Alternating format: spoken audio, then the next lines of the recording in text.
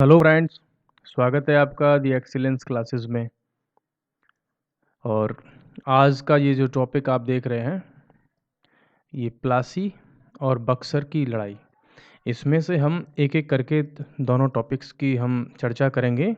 और आपके जो एग्ज़ाम्स में क्वेश्चंस हैं वो मोस्टली आपको यहाँ से मिल जाएंगे। बाकी आपको पीडीएफ डेली मिल ही रही है, ठीक है। जल्दी ही हम कोशिश करेंगे कि इसमें बोर्ड पर क्लास हो, ठीक है। ऐसा हम प्रयास कर रहे हैं। अभी एकदम से तो नहीं कह सकते, लेकिन हाँ, हमारा इस फील्ड में काम चल रहा है कि जल्दी ही ये सारी सेटिंग जो हो जाएगी तो उसके बाद आपको क्लासेस उस प्रकार की भी मिलेंगी। कुछ बच्चों की ऐसी डिमांड है। तो आइए स्टार्ट करते हैं कि अंग्रेज़ों की बंगाल विजय। हमने देखा कि अंग्रेज़ और फ्रांसीसियों के बीच में बहुत सारी लड़ाइयाँ हुई, तो करीब 3 युद्ध हुए, उन सब को लेकर के। इसको मैं अभी आपके लिए बाद में यूज़ करूँगा इस स्लाइड को। और हम यहाँ से स्टार्ट करते हैं कि 17वीं 18वीं शताब्दी में बंगाल मीन्स, अगर हमें ये समझना है कि अंग्रेज़ों ने कैसे बंगाल पर विजय प्राप्त की, तो थोड़ा सा हमें ये भी समझना होगा उसका बैकग्राउंड, कि आखिर में उस समय बंगाल की क्या सिचुएशन थी। क्योंकि हिस्ट्री जब भी हम पढ़ते हैं उसमें हमेशा हमारे पास एक बात ये होती है कि उसका थोड़ा सा बैकग्राउंड में उसकी क्या लिंक है, वो हमें ज़रूर देखना चाहिए, अन्यथा हिस्ट्री हमको समझ में नहीं आती, ठीक है। इसीलिए हम थोड़ा सा इसका क्या देखेंगे, बैकग्राउंड। कि अगर हम मुग़ल काल की बात करें तो भाई ये जो बंगाल था इस पर अंग्रेज़ों की नज़र क्यों थी? क्योंकि मुग़ल साम्राज्य से लेकर के ही, एक तो देखो उधर गंगा उंगा इतनी सारी नदियां हैं, उसकी वजह से बहुत सारी फर्टाइल मीन्स रिवर, सॉरी जो मीन्स उपजाऊ ज़मीन है, वो बहुत सारा क्षेत्र उसमें था, और ये उस समय का सबसे अमीर प्रांत भी था, ठीक है। तो उस समय का जो बंगाल था उसमें बांग्लादेश, आज का बिहार, आज का उड़ीसा, आज का झारखंड, ये बहुत सारे प्रांत इसमें शामिल थे। और इसकी अगर पॉलिटिकल अप्रोच की बात करें तो इसकी आधिकारिक शक्तियाँ किसके हाथ में हुआ करती थीं? बंगाल के नवाब के हाथों में, ठीक है। अब आर्थिक महत्व की अगर हम बात करें तो भाई देखो, वस्त्र, रेशम, नमक आदि और कुछ मसाले वगैरह, जूट वूट, उन सब के लिए क्या था, ये पॉपुलर था बंगाल। तो अब आप देख रहे होंगे कि किसी भी विदेशी व्यापारी की इस क्षेत्र पर, बंगाल पर जो नज़र है वो पड़नी ही पड़नी है, ठीक है। चलिए नेक्स्ट, अब इसमें हम बात करते हैं कि बंगाल से देखो यूरोप को क्या क्या निर्यात होता था। अब आप खुद सोच लीजिए कि नमक है, चावल है, नील है, काली मिर्च है, चीनी है, रेशम है, सूती वस्त्र, हस्तशिल्प के मीन्स हैंडीक्राफ्ट के प्रोडक्ट्स, ये बहुत सारी चीज़ें निर्यात होती थी। अब अंग्रेज़ों के लिए क्या इम्पोर्टेंट था भाई, कि अंग्रेज़ों के लिए महत्व इसलिए था कि भारत में अगर किसी राज्य पर अंग्रेज़ों ने कब्जा किया तो उसमें सबसे पहले कौन था, ये बंगाल पर ही उनका कब्जा हो पाया, ठीक है। और इस ईस्ट इंडिया कंपनी ने इस बंगाल वाले रीजन से बहुत सारा व्यापार में खूब धन कमाया, और यहाँ से जो इनको धन मिला था वो भी एक कारण बना था फ्रांस के लोगों को हराने के लिए, क्योंकि इनको यहाँ से लगातार धन मिलता रहता था, जबकि फ्रांस वालों को ये धन की आपूर्ति वगैरह सब नहीं हो पाती थी, ठीक है। तो बंगाल के जो विशाल संसाधन थे, लार्ज रिसोर्सेज जो थे, वो ब्रिटिश के विस्तार के लिए क्या बने, वित्त पोषण का उन्होंने काम किया, कि बंगाल में जो उनको रिसोर्सेज मिले उनका उन्होंने यूज किया, और उसका यूज करके अपने एरिया का उन्होंने क्या किया, एक्सपेंशन किया, ठीक है। अब एक, अगर हम थोड़ा आंकड़ों की बात करें, हम थोड़ी सी एक एग्जांपल के तौर पर, तो आप खुद देख लीजिए कि ब्रिटेन को जो चीज़ें भारत से आयात होती थी, ठीक है, उनमें से 60% अकेले बंगाल से जाती थी। अब आप खुद सोच लीजिए कि बंगाल कितना इंपॉर्टेंट उस समय रहा होगा, ठीक है। और इस ईस्ट इंडिया जो कंपनी थी उसने 1690 के आसपास में बंगाल, कलकत्ता वगैरह वाले रीजन में अपने काम शुरू कर दिए थे, लगभग इसकी नींव रख दी थी। कलकत्ता का फाउंडर कौन था, आप बताइए मेरे को। मैंने बताया था उसमें, ये क्वेश्चन कई बार आया भी है, आप बताइए मेरे को, कमेंट्स में बताइए, ठीक है। ब्रिटिश कंपनी मुगल सम्राट को बंगाल में स्वतंत्र रूप से व्यापार करने की अनुमति दे दी थी, ठीक है। ब्रिटिश कंपनी को किसने, मुगल सम्राट ने। क्या कहा कि भाई ठीक है, तुम एक बार 3,000 रुपये दे दो और फिर पूरी साल व्यापार करो। जैसे कभी कभी आपने देखा होगा कि टोल टैक्स पर एक साल की पर्ची कटती है, एक महीने की पर्ची कटती है, आप उसमें कितने भी चक्कर लगाओ, ठीक है। तो ऐसे ही इन्होंने भी क्या कर दिया था, एक मीन्स होल सेल में थोक के भाव में एक परमिट ले लिया, कि बोला तुम साल भर में 3,000 रुपये दे देना, बाकी पूरी साल तुम व्यापार करो, कोई टैक्स नहीं लिया जाएगा। जबकि ये यहाँ से करीब 50,000 पाउंड से अधिक का व्यापार करते थे। और उसमें देखो मुगल जो शासक कितने बेवकूफ़ रहे कि 350 रुपये टैक्स ले रहे हैं 50,000 पर, बताओ। ठीक है, अच्छा चलो और देखते हैं कि अब ये नवाब और अंग्रेज इनके बीच में संघर्ष का क्या कारण बन रहा है। ये हमारे लिए बहुत इंपॉर्टेंट है कि जो अभी हमने देखा कि 3,000 रुपये में इनको क्या मिल रहा था, व्यापार करने का अधिकार मिल रहा था। इस अधिकार पत्र को कहा गया था दस्तक। ठीक है, इसको क्या कहा गया था, दस्तक कहा गया था। तो अंग्रेज क्या करते थे, इनको एक जो दस्तक मिला था, ये इससे खुद का तो व्यापार करते ही थे, अपना प्राइवेट व्यापार भी करते थे। मीन्स जो गाड़ियाँ, बैलगाड़ियाँ, वाहन जो निकल करके जाते थे, उनमें अंग्रेज तो छोड़ो, जो भारत के भी बहुत सारे लोग थे, प्लस ईस्ट इंडिया कंपनी के जो कर्मचारी थे, वो अपना खुद का भी व्यापार करते थे, पर्सनल व्यापार करते थे। तो कंपनी के नाम पर बहुत सारा रेवेन्यू का, टैक्स का लॉस हो रहा था। किसको, बंगाल के नवाब को। तो सीधी सी बात है कि भाई उनको चिड़न तो होगी ही।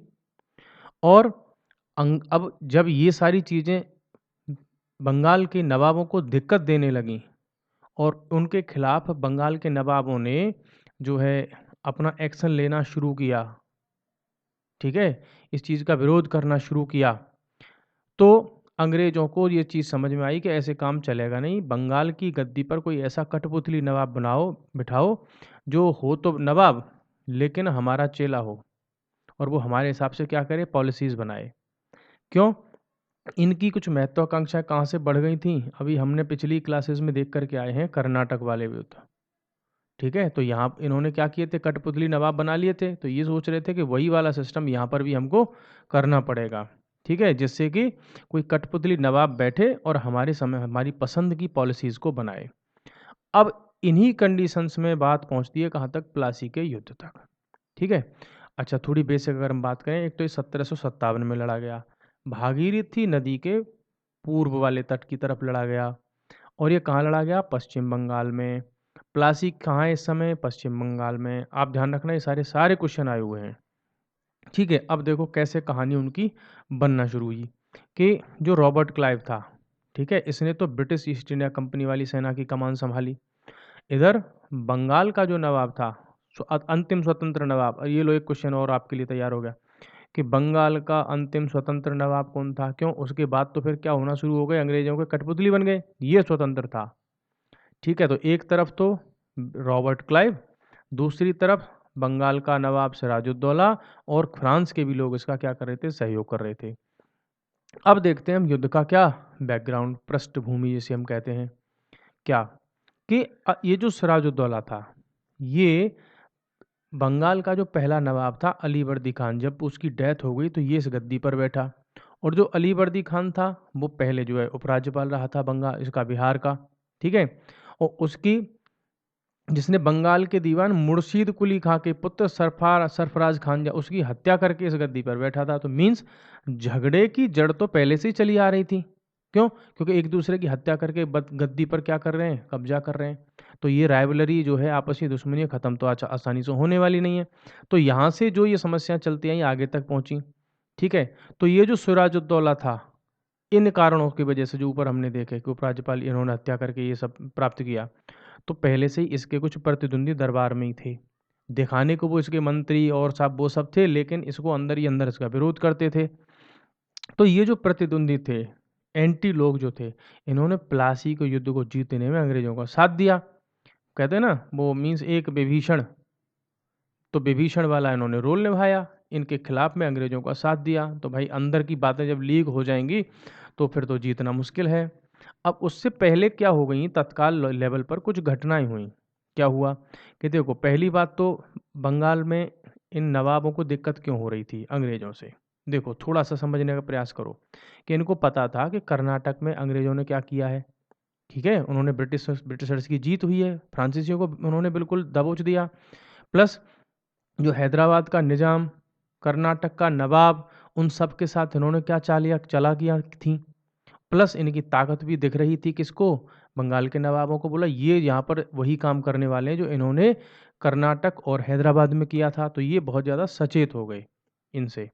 ठीक है, दूसरी बात, जो एक कारण बन रहा था कि भाई ये जो इनको दस्तक मिला हुआ था, ठीक है, दस्तक, इसका ये दुरुपयोग कर रहे थे। खुद कंपनी के प्राइवेट कर्मचारी, भारत के लोगों तक को भी ये क्या दे देते थे, इसको दे देते। जैसे कैसे समझो आप कि भारत का कोई आदमी मान लो उसे रुपए में 100 रुपये टैक्स देना पड़ रहा है, ठीक है, और अंग्रेजों के पास ये जो दस्तक है इसके कई सारे वो जो कार्ड्स होते थे, एक पास की तरह, परमिट की तरह, उसको देना पड़ रहा है जीरो। तो ये क्या करते थे अंग्रेज, इस भारत के आदमी को ये अपना दस्तक दे देते थे, बोला तुझे 100 रुपये वहाँ टैक्स देना पड़ेगा, ये ले तू हमारे हाथ से, और हमारा क्या ले जा, ये दस्तक ले जा, और हमें तो 10 ही रुपये दे देना। बात समझ में आई आपको? और एक दूसरे एग्जाम्पल से समझ लो। सबको सपोज करो आपके पास में पुलिस का आई कार्ड है, ठीक है, और आप टोल टैक्स से निकलते हैं, आपको क्या नहीं, टैक्स नहीं देना पड़ेगा। अब कोई पुलिस वाला क्या करे कि भाई तेरे तो 500 रुपये बचेंगे टैक्स के, तू ये ले मेरा आईडी कार्ड, और तू मुझे 100 रुपये दे दिया करना हर बार, जहाँ तेरे जब बचे 100 रुपये, 500 रुपये बचा करें, और तेरे 500 रुपये बच जाया करेंगे, ये ले तू मुझे 100 ही दे दिया करना। बात समझ में आ गई? तो इस हिसाब से ये जो बंगाल के नवाबों का नुकसान हो रहा था। और क्या मामला बना, और एक मामला बना कि अंग्रेजों ने बंगाल के नवाब की परमिशन के बिना किले वगैरह बना दिए। ये जो कलकत्ता की किलेबंदी कर दी इन्होंने, तो भाई ये तो उनकी संप्रभुता के खिलाफ था कि हमसे बिना पूछे आप किलेबंदी वगैरह सब करते चले जा रहे हो, हमसे पूछ भी नहीं रहे हो, तो ये तो सीधा सीधा हमारी बेइज्जती है यार, गजब बेइज्जती है, ठीक है। तो इन्होंने इस किले के चक्कर में इस, और ये इसकी भी मतलब जो आग अंदर अंदर लग रही थी इस दस्तक वाले मामले की, इन्होंने क्या किया, बंगाल के नवाब ने इस पे कर दिया हमला, और 1756 में ये जो इन्होंने अंग्रेजों ने किला बनाया था फोर्ट विलियम, इस पर कब्जा कर लिया, ठीक है। और फोर्ट विलियम पर हुआ क्या, अंग्रेजों ने आत्मसमर्पण कर दिया। तो ये जो 20 जून 1756 को कलकत्ता की एक छोटी सी घटना और हो गई। हुआ क्या कि इसमें जब सिराजुद्दौला ने अंग्रेजों को हराया तो बहुत सारे अंग्रेजों को बंदी बनाया, गर्मी गर्मी का मौसम था, आप देख ही रहे हैं ना, ये रहा 20 जून, कितनी गर्मी पड़ती है 20 जून को। तो इन सबरे सारे के सारे जो अंग्रेज थे उनको क्या कर दिया, एक एक कोठरी में बंद कर दिया इनको। और भैया गर्मी गर्मी बहुत ज़्यादा पड़ रही थी, तो उनमें से ससुरे मर गए बहुत सारे। अब जब ये इतने सारे मर गए तो अंग्रेजों को लगा यार तो गजब बेइज्जती है, तो यार कोठरी में बंद कर करके हमको तो मीन जानवरों की तरह ठूस ठूस के मार रहे हैं। ये सब मामला भी अंग्रेजों को भड़काने में काम आया। तो इसीलिए कहा जाता है कलकत्ता की ब्लैक होल ट्रेजेडी, ठीक है। या कभी कभी पूछ लेता है कि ब्लैक होल ट्रेजेडी क्या थी, तो ये अंग्रेज इसमें मर गए थे घुटन से, ऐसा कहा जाता है, ठीक है। तो अब इसने भी क्या कर दिया, अंग्रेज और मीन्स ये नवाबों के बीच में दुश्मनी को जन्म दे दिया, ठीक है। तो कई सारे कारणों ने काम किया। अब हुआ क्या कि जब ये सारी घटनाएं हुई और उस पर किले पर कब्जा कर लिया, तो भैया ये जो मद्रास में था रॉबर्ट क्लाइव, इसको सूचना बोली, बोला यार मतलब आ जाओ यार, बहुत मार पड़ रही है हमें, तो यहाँ पे हेल्प करो आकर के। ये बंगाल में पहुंचा रॉबर्ट क्लाइव अपनी आर्मी आर्मी सब लेकर के मद्रास से यहाँ पर पहुंचा, बोला चलो ठीक है तुम चिंता मत करो, हम आ रहे हैं। और ये जब भाई वहाँ पर पहुंचा तो बोला चलो इस नवाब को ही देखते हैं हम, क्यों, क्योंकि इनके कॉन्फिडेंस तो पहले से ही था, क्योंकि इन्होंने कर्नाटक में, ठीक है, कर्नाटक और हैदराबाद में इन्होंने अपने जलवे दिखाए ही थे, तो इनका बड़ा मामला सेट था। अब इन्होंने क्या किया, जब रॉबर्ट क्लाइव यहाँ पे आया तो इन्होंने षड्यंत्र रचे कि ये देखो सिराजुद्दौला का ये आदमी था कौन, मीर जाफर, जगत सेठ, यार लतीफ़ खान, ठीक है, और अन्य कुछ बंगाली जनरल जो थे अंग्रेजों के साथ ही हो गए, चुप्पी चुप बिल्कुल, इनके साथ गठबंधन कर लिया अंग्रेजों के साथ। तो सिराजुद्दौला को तो लड़ रहा था कि ये सब मेरी तरफ से लड़ रहे हैं, ये तो अंदर ही अंदर अंग्रेजों की तरफ से लड़ रहे थे। तो भाई आप खुद ही सोच लो कि लड़ाई तो मीन्स पहले से जीत चुके थे अंग्रेज, तो क्योंकि जब इतने सारे लोग उसके मीन्स धोखेबाजी का उन्होंने शुरुआत कर दी। दूसरी बात, जब सिराजुद्दौला का रिश्तेदार था कौन, मीर जाफर, इसने अंग्रेजों से बंगाल की गद्दी के बदले समर्थन करने की गुप्त संधि कर ली मीर जाफर से। मीर जाफर को क्या कहा, बोला देख अगर ये सिराजुद्दौला हार जाता है तो हम तुझे यहाँ का बंगाल का नवाब बनाएंगे। और इसके मन में तो भाई पहले ही पानी आ रहा था कि चलो ठीक है सिराजुद्दौला हटेगा मैं नवाब बनूंगा। तो इसने क्या, ठीक है भाई मैं तुम्हारा साथ दूंगा और तुम इसको मरवाओ कैसे भी करके और मुझे गद्दी बैठने दो। तो इसके तो मन में पहले से ही था। तो यहाँ से कई बार क्वेश्चन आते हैं कि बंगाल के नवाब सिराजुद्दौला के खिलाफ किन किन ने धोखा दिया था, मीर जाफर, जगत सेठ, यार लतीफ़ खान, और इधर आपका ये कौन हो गया, ये मीर जाफर आपका है ही है, ठीक है, इनके साथ में गुप्त संधि की थी। तो ये आपको ध्यान रखने वाली बात है, यहाँ से कई क्वेश्चन आते हैं। अब युद्ध का क्या क्रम हुआ, कैसे-कैसे क्या मामला जो है आगे सेट हुआ। तो इधर तो क्लाइव लड़ रहा था और इधर बंगाल का नवाब और फ्रांस के कुछ सैनिक साथ दे रहे थे उनका। हालाँकि बंगाल के नवाब पर 50,000 सैनिक थे और अंग्रेज़ों के पास केवल 3,000। लेकिन बात क्या थी, ये जो षड्यंत्रकारी थे इन्होंने सब भद्द पीट दी। इन्होंने गुप्त गठबंधन करके, ठीक है? ये सब सारी कहानी यहाँ से स्टार्ट हुई, इसलिए इसको हारना निश्चित ही निश्चित है। और क्या किया इसने मीर जाफ़र ने कि करीब जो 1/3 सेना थी, करीब 33% सेना जो थी, इसकी कमांड में थी, ये इसको लीड कर रहा था। तो ये लड़ाई में शामिल ही ना हुआ, ये तो पीछे हट गया, भाग गया वहाँ से, चलो ठीक है हटाओ। अब भाई मामला क्या हुआ, जब खुद की सेना में भगदड़ मची, तो भाई जो क्या बोलते हैं सिराजुद्दौला अपनी सेना के साथ भागने की कोशिश की, लेकिन इस मीर जाफ़र का जो बेटा था मीरन, उसने उसको कत्ल कर दिया, उसका मुंडी काट दी, खत्म कर दिया उसको, ये लो। तो अब आप सोच लीजिए, तो विजय किसकी हुई? अंग्रेजों की, ठीक है? तो आप बताओ, ये सैनिक विजय थी या कूटनीतिक विजय थी? तो कूटनीतिक विजय थी, चालाकी से हुई थी, इसमें लड़ाई हुई कहाँ? लड़ाई तो हुई ही नहीं, वैसे ही जीत हो गई उसकी। अब प्लासी के युद्ध का महत्व कि भारत में अंग्रेजों के लिए एक ऐतिहासिक युद्ध साबित हुआ है, क्योंकि हुआ क्या इसमें, जो बंगाल में अंग्रेजों की राजनीतिक और सैनिक जो सर्वोच्चता है वो स्थापित होगी, बोला हम हैं यहाँ के शेर अब। क्योंकि इन्होंने कर्नाटक हैदराबाद में तो अपना जलवा दिखाई दिया था भाई, ठीक है? अब युद्ध के बाद क्या हुआ, जो रॉबर्ट क्लाइव था उसने मीर जाफर को कहा ले भाई बन बंगाल का नवाब, ठीक है? और तू है अब क्या, इस मुर्शिदाबाद की गद्दी का नवाब अब तू है, ये ले मजे कर। और इसी बात की इनकी तय हुई थी। तो मीर जाफर भी खुश हो गया, बोला ठीक, बहुत मजे किए बेटा तुमने। तो इसने क्या कर दिया कि लो भाई, तुमने हमारी बहुत हेल्प की, तो 24 परगना, ये कुछ एक गांव का समूह वाला एरिया था, उसकी जमींदारी दे दी, ये लो भाई तुमको यहाँ से टैक्स वगैरह जो आएगा वो तुम्हारा पूरा, समझ रहे हो? तो ये इसने यहाँ पे बेवकूफ़ी कर दी। अब कोई बेवकूफ़ी करता भी क्यों ना, कि भाई इसका साथ दिया था अंग्रेजों ने, अपने जाल में तो पहले ही फंसा लिया, ठीक है? अब होता क्या है कि स्टार्टिंग में तो मीर जाफर को खुशी हुई नवाब बनने के बाद, लेकिन भैया अंग्रेज़ों की जो डिमांड्स थी वो तो बढ़ती चली गई और इनको संतुष्ट तो कर नहीं पाता रहा था ये। तो कहाँ से करे, कभी 50 लाख रुपए दो, कभी ये लाख रुपए दो, कभी आर्मी को इस हिसाब से चलाओ, कभी दरबार में उसको मत आने दो, उसके साथ रिलेशन मत रखो, उस राजा के साथ मत रखो, ये सारी चीज़ें इसने शुरू कर दी अंग्रेज़ों ने, और वो तो उसके लिए पहले से ही थे। तो ये जब मीर जाफ़र है, ये जब सब नहीं कर पा रहा था, तो अंग्रेज़ों ने क्या चालाकी की, अंग्रेज़ों ने क्या किया कि इसको सिंहासन से हटाया और इसका दामाद था मीर कासिम, ठीक है? इसको बिठा दिया गद्दी पर। बोला हट तू, तू पहले तो तूने कहा था कि हमारी बात मानेगा और अब नहीं मानना, चल हटा।